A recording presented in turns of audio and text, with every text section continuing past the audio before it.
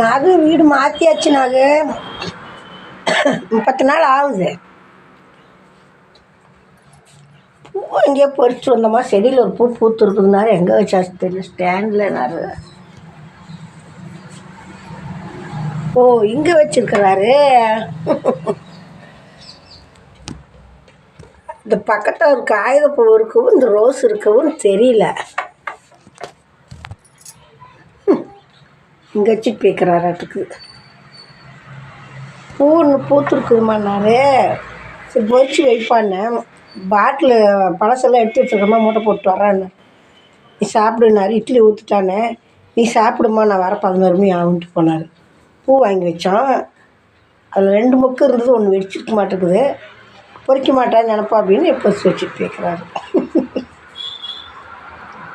பாய் மக்களே. வாடகை வீட்டில் இருந்தாலும் நமக்கு தெரிஞ்சது நம்ம இந்த மாதிரி பூ வச்சா ஒரு பூ பூக்கும். நம்ம பிள்ளைங்க வந்தால் பொறிச்சு வைக்க முடிக்கும். அடுத்தவங்களில் போய் நம்ம தொட முடியுமா? வாடகை வீட்டில் இருந்தாலும் பூஞ்செடி வைக்கிறது பண்ணுறதெல்லாம் நம்ம செய்யலாம், ஒன்றும் தப்பு இல்லை.